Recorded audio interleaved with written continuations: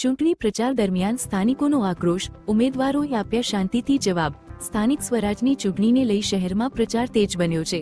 ત્યારે આ સમગ્ર ઘટનાક્રમ દરમિયાન સ્થાનિકોમાં પણ થોડું ઘર્ષણ જોવા મળ્યું હતું. કેટલાક રહીશોએ ઉગ્ર રીતે 5 વર્ષના કામોનો હિસાબ માંગતા કામ ન થયાના આક્ષેપો કર્યા હતા. જ્યારે બીજી તરફ કેટલાક સ્થાનિકો ઉમેદવારોના સમર્થનમાં બોલતા જણાવ્યું કે વિસ્તારમાં વિકાસના કામો થયા છે. આ કારણે થોડા સમય માટે સ્થાનિકો વચ્ચે જ વાતાવરણ તંગ બન્યું હતું. જો કે બાદમાં પરિસ્થિતિ શાંત બની હતી. ભાજપના ઉમેદવાર મૌલિક પટેલે સ્થાનિકોને આશ્વાસન આપતા જણાવ્યું કે બાકી રહેલા કામોને પ્રાથમિકતા આપી ઉકેલવામાં આવશે. તેમણે અત્યાર સુધી થયેલા વિકાસ કાર્યોની વિગતો પણ રજૂ કરી. આખરે વાતચીત બાદ વાતાવરણ શાંત થયું અને પ્રચાર આગળ વધ્યો.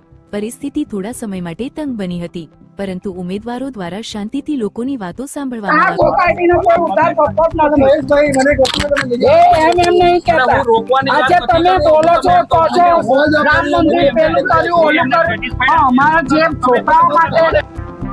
આટલા વર્ષથી તમને રવિવારે તમને કેવડ ના મારી વાત સાંભળો. તમને આજથી 3 મહિના પહેલા તમને કેવડાયું હતું ફોન ઉપર કે તમે મૌલિકભાઈ એકવાર અમારી સોસાયટીમાં આવો. બાબુબેન ત્યાંથી તમને કોન્ટેક્ટ કરાવડાયો. અમે બધા સોસાયટી મીટિંગ આવેલી, પણ તમે એકે વાર હજુ કરવા બી નહીં આવ્યા. ક્યારે આવ્યા તમે? ક્યારે આવ્યા? કોની જોડે આવ્યા હતા?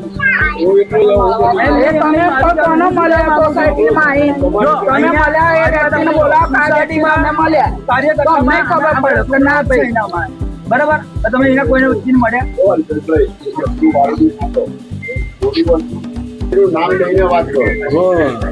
હવે મારી વાત બધી આવી ગઈ. અમે ગાયત્રી બી આવી ગઈ. ગાયત્રી બધી સોસાયટી ભાઈ આપણા માટે.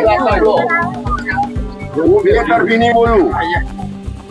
ત્યાંથી જે આપણને લાભ મળે એ હેલ્પફુલ છે અને કાયમ હેલ્પ થશે. તો તમે બેસો એ દેખે કે ના ભાઈ આપણા સોસાયટીના કેટલા સભ્યો છે, 200 500 છે, ખબર પડે તો 500 માણસ માટે કામ કરવું ગમે કે ના મારી જોડે 500 ઉભા છે અને આપણે એની જોડે ઉભા રહીશું તે કામ કેમ નહીં કરે? અને જો હું અહીંયાથી આટલા વર્ષથી રહું છું, મારું કોઈ બી કામ હોય, મારું નહીં મારા થ્રુ મેં કેટલા જો હાઉસિંગમાં વચમાં સાફ કરાવવાનું ત્યારે મેં એમને કીધું ત્યારે એ પહેલા આપણા એ બધા કમ્યુનિટી મસ્ત છે. એવું સાંભળે છે એટલું જેવું છે કે જે મને અત્યાર સુધી પ્રોબ્લેમ આવ્યો, સમજો પહેલા તો અમે લોકો હતા તો તમે જે બી હોય બધું બતાવતા, પણ હવે જે મોટી થઈ ગઈ અત્યારે પબ્લિક વધી ગઈ એટલે ગટરની સમસ્યા એટલે શું એ પ્રોબ્લેમ આવે. એટલે જે બી હોય એ તમે એક જણ કહો શાંતિથી તો મસ્ત એ સાંભળે, જો તમે લોકો દોડી શકે. આજે આપના વિસ્તારમાં ભાજપના ઉમેદવારો પ્રચાર માટે આવ્યા હતા, તો આપની શું માંગ છે? માંગ શું હોય? જે મેન ચેરમેન સેક્રેટરી તો શું કરવાનું? એના કાગળિયા કોણ હાલશે એમને? આપની સોસાયટીમાં હા, ચેરમેન સેક્રેટરી છે જ નહીં. તો એના માટે શું આપની માંગ શું છે? ચેરમેન સેક્રેટરી પહેલા ઉભો કરો, ત્યાં કાગળિયા આપો, ત્યારે જઈને કઈ ઉલ્લેખ થશે ને. ઉમેદવારના પ્રચાર અને ભાજપના જે ઉમેદવારો ચૂંટાઈને આવશે એમને જો કોર્પોરેશનના જે વિકાસના કામો કરવા છે એને અને સોસાયટીના ચેરમેનને એને કઈ રીતે તમે જુઓ છો? કઈ રીતે એટલે ભાજપ ને કોંગ્રેસ, બીજું શું? કોંગ્રેસ ભાજપ આ જ ચાલે છે, દર વર્ષે દર 5 વર્ષે આ જ ચાલવાનું છે. બરાબર, પણ આ કામ કરે છે, નથી કરતા એવું નથી. પણ એના વિશે ત્યાં જઈને કોઈ આપશે તો કામ કરશે ને. કોઈ જઈને ત્યાં લેટર હાલશે, કાગળ હાલશે, કોઈ વસ્તુ જોઈએ કે નહીં? લાલભાઈ કોર્પોરેટિવ નામનું સોસાયટીની કોઈ લાલભાઈ કોર્પોરેટિવ નામનું છે? તમે આ પહેલા કોઈને રજૂઆત કરી છે કે? અરે ઘણા લોકો અમારામાં 4-5 જણા અહીંયાથી થઈ ચૂક્યા છે, કશું થતું છે નહીં. બરાબર, ઓકે, ચાલો. અને કામની અંદર સ્ટ્રીટ લાઇટ બી નખાયેલી છે અને થોડી ઘણી બાકી હશે તો એ બી નખાશે. પણ સર્વપ્રથમ પહેલા તમારે કામ કરાવવા માટે શું છે? તમારે કેટલા મકાનની સોસાયટી? બોલો હવે. હા, સોસાયટીના ચેરમેન સોસાયટીના ચેરમેન સાહેબ ક્યાં છે? એવું નથી.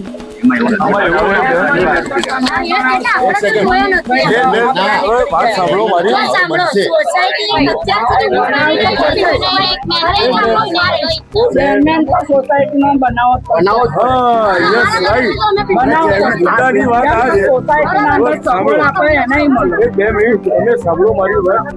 સોસાયટીમાં તમે પહેલા 200 મકાન પર સંગઠિત થઈને એક ચેરમેન બનાવો.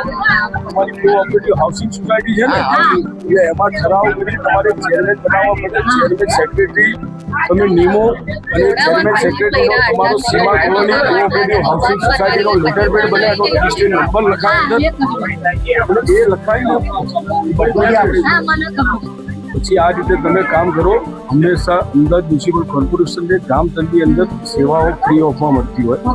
સોસાયટીની અંદર કોઈ બી કામ કરાવવું હોય, સ્ટ્રીટ લાઇટ હોય, પાણીની લાઈન હોય, ડ્રેનેજ લાઈન હોય કે આરસીસી રોડ હોય, એ 80-20ની યોજના અમદાવાદ મ્યુનિસિપલ કોર્પોરેશનની ચાલે છે. એ યોજનાની અંદર આપણે લાભ લેવો પડે તો હરેક ગલીની અંદર આરસીસી રોડ થાય, ડ્રેનેજ લાઈન થાય, બધું જ કામ થાય.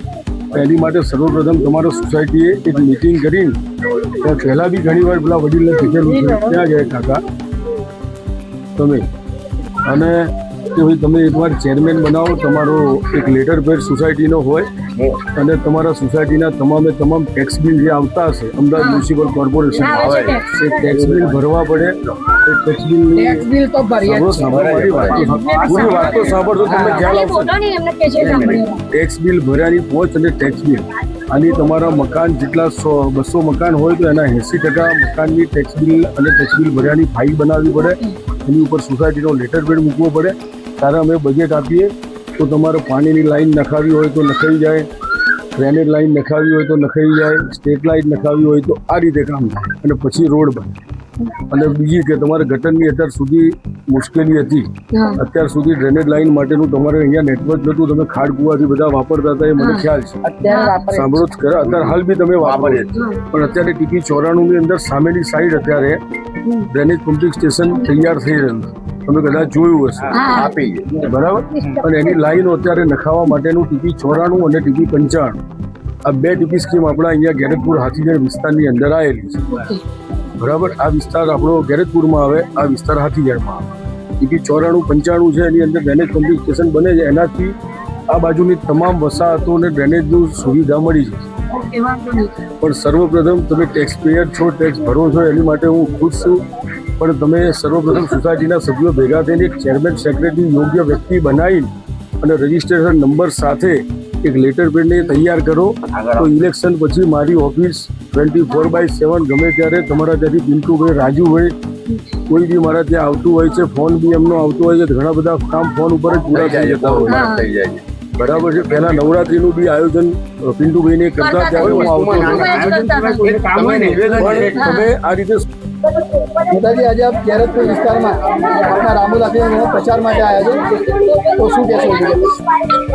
બસ ગેરતપુર વિસ્તાર રામોલ હાથીજણ વોર્ડની અંદર અમે ભારતીય જનતા પાર્ટીના 4 ઉમેદવાર અત્યારે પ્રચારાર્થે આવ્યા છે અને સોસાયટીમાં સ્થાનિક કાર્યકર્તાઓને મળવા માટે આવેલ છે.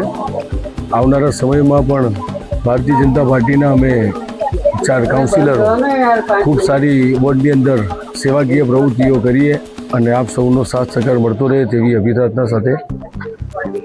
કોઈ એવા પડતા પ્રશ્નો 5 વર્ષના જે તમને એવું લાગે છે કે આવતા વર્ષમાં પૂર્ણ કરવાની તમારે? ભૌગોલિક પરિસ્થિતિના આધારે રામોલ હાથીજણ વોર્ડ ઘણો મોટો છે. એમાં અનેક નાના મોટા થોડા કામ રહી બી ગયેલા હોય, પણ જે આવનારા સમયમાં અમે કાઉન્સિલર સાથે મળીને એ કામ પરિપૂર્ણ કરીએ અને નાગરિક સુવિધા માટેના ખૂબ સારા કામ કરીએ તેવી સર્વ મતદારો પાસે એવી આશા રાખીએ છીએ અને અપેક્ષા રાખીએ છીએ. તાજેતરમાં જ આપણે ભાજપે પોતાનું સંકલ્પપત્ર જાહેર કર્યું છે પરમ દિવસે. તો એ સંકલ્પપત્રમાં અમે જે કોર્પોરેશને સમજો 18,000 કરોડનું બજેટ ફાળવ્યું છે આપણે કોર્પોરેશનનું અમદાવાદ કોર્પોરેશન, એમાંથી આપના વિસ્તારમાં કયા કયા એવા કામથી આગળના 5 વર્ષમાં ચૂંટાઈને આવશે તો કરશે? છેલ્લા 5 વર્ષની અંદર રામોલ હાથીજણ વોર્ડની અંદર 600 કરોડ આસપાસના કામ થયેલા છે અમદાવાદ મ્યુનિસિપલ કોર્પોરેશન તેમજ ગુજરાત સરકાર દ્વારા. અને આગામી સમયમાં પણ ધારો કે રામોલ હાથીજણ વોર્ડની અંદર અલગ અલગ ઝોનની અંદર નવા ડેવલપ થતા એરિયાની અંદર પણ નાગરિક સુવિધા માટે પાણીની લાઈન છે, ડ્રેનેજ લાઈન છે, સ્ટ્રીટ લાઇટ છે, રોડ રસ્તા પબ્લિકને સગવડતા માટે મળી રહે તેવી અમે ખૂબ પ્રયત્ન કરી અને નાગરિક સુવિધા માટે કામ થાય એવું અમે આશા રાખીએ છીએ અને અમે મહેનત કરીશું એની માટે કે પબ્લિકને કોઈ તકલીફ ના પડે અને કોઈ અગવડતા ના રહે અને નાગરિક સુવિધા માટે હરેક કાર્ય સંપૂર્ણ થાય તેવી અમે ખૂબ મહેનત કરીશું.